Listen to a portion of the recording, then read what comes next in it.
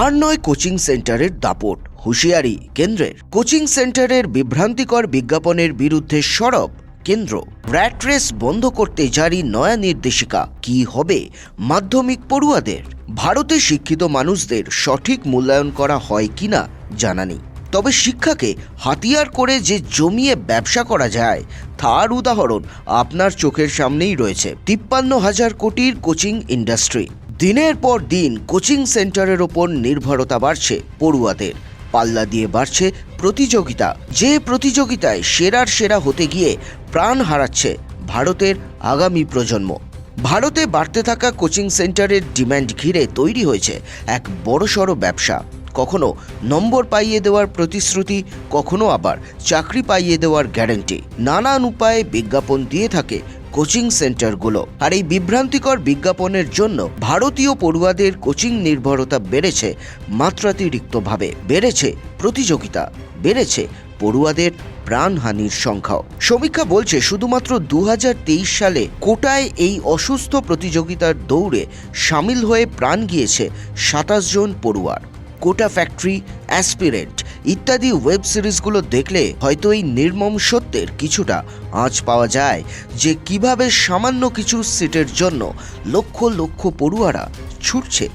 তবে শুধু কোটা নয়, দেশের বিভিন্ন প্রান্তে কোচিং সেন্টারের বাড়ন্ত চিন্তা বাড়িয়েছে পড়ুয়াদের। তাই এবার কড়া হাতে রাশ টানতে চাইছে কেন্দ্র। কোচিং সেন্টারের বাড়ন্ত রুখতে জারি করা হয়েছে এক গুচ্ছ নির্দেশিকা। কি বলা হয়েছে নির্দেশিকায়? মাধ্যমিক পাস বা 16 বছর না হলে কোনো পড়ুয়াকে কোনোভাবেই কোচিং সেন্টারে ভর্তি করানো যাবে না। কোনো রকম নম্বর বা র্যাঙ্কিংয়ের গ্যারান্টি দেওয়া যাবে না পড়ুয়াদের। বছরের মাঝখানে বেতন বাড়ানো যাবে না।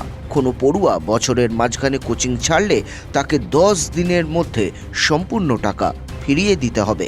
একদিনে 5 ঘন্টার বেশি ক্লাস নেওয়া যাবে না। এছাড়াও সাপ্তাহিক ছুটির ব্যবস্থা রাখতে হবে। কমপক্ষে স্নাতক পাস না হলে কোচিং সেন্টারে পড়ানো যাবে না। দোষী সাব্যস্ত কোনো শিক্ষককে কোচিং সেন্টারে নিয়োগ করাও যাবে না। পড়ুয়াদের শারীরিক এবং মানসিক স্বাস্থ্যের দিকে খেয়াল রাখতে হবে। প্রয়োজনে কাউন্সেলিংয়ের ব্যবস্থা করতে হবে। গভীর রাতে বা ভোরবেলায় কোচিং সেন্টারের টাইমিং রাখা যাবে না।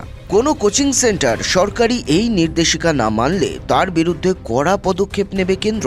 প্রয়োজনে ওই কোচিং সেন্টারের রেজিস্ট্রেশন নাম্বার বাতিল করা হবে।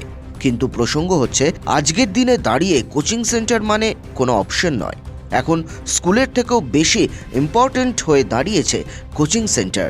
ভারতের 83% হাই স্কুল পড়ুয়ারা স্কুলের বাইরেও কোচিং সেন্টারের ওপর নির্ভরশীল। আর এই কারণে 2023 সালে ভারতের কোচিং ইন্ডাস্ট্রি প্রায় 53,000 কোটির মার্কেট ক্যাপচার করেছে। 2028 সালের মধ্যে এই অঙ্কটাই বেড়ে দাঁড়াবে 1,33,000 কোটিতে। মানে প্রতি বছর 15% হারে বাড়ছে কোচিং ইন্ডাস্ট্রি। কেন বাড়ছে কোচিং ইন্ডাস্ট্রির দাপট? কেন কোচিং নির্ভরতা বাড়ছে পড়ুয়াদের মধ্যে? আর্থিক সচ্ছলতা না থাকা সত্ত্বেও কেন কোচিং যাওয়ার ধুম বাড়ছে পড়ুয়াদের মধ্যে? স্কুলের ওপর কেন আস্থা রাখতে পারছেন না পড়ুয়ারা? আপনাদের জন্য রইল সেই রিপোর্টও। তথ্য বলছে ভারতের স্কুল গোয়িং পড়ুয়াদের সংখ্যা 260 মিলিয়ন, আর সেখানে স্কুলের সংখ্যা কত?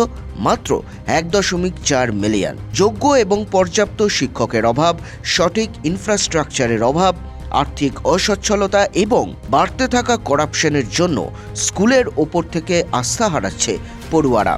আর যে কারণে সম্প্রতি প্রকাশিত এক রিপোর্টে উঠে এসেছে শিক্ষার ভয়াবহতা। আপনারা কি জানেন এই দেশের 50% পড়ুয়া যারা ক্লাস 5 বা তার চেয়ে নিচু ক্লাসে পড়ে, তারা সঠিকভাবে রিডিং পর্যন্ত পড়তে পারে না, অঙ্ক করতে পারে না, লিখতে পারে না। আর এত কিছু সামনে আসার পর স্বাভাবিকভাবেই ভারতের শিক্ষা ব্যবস্থা নিয়ে প্রশ্ন উঠছে। আইরনিক্যালি এই ভারতেই বেদ, বেদান্ত ও উপনিষদ শিখতে দূর দেশ থেকে একসময় সকলে আসতেন। নালন্দা, তক্ষশিলার মতো বিশ্ববিদ্যালয় কি না ছিল এই ভারতে? কিছুই না। শুধু ভারতীয় শিক্ষা ব্যবস্থার একাল আর সেকালটুকু তুলে ধরলাম। এরপরেও যদি প্রশ্ন না তোলেন, সিস্টেম যেভাবে চলছে সেভাবেই মেনে নিয়ে এগোতে থাকেন, তাহলে আসন্ন বিপদের জন্য প্রস্তুত থাকুন। আর সঙ্গে দেখতে থাকুন বিজনেস প্রাইম নিউজ। জীবন হোক অর্থবহ।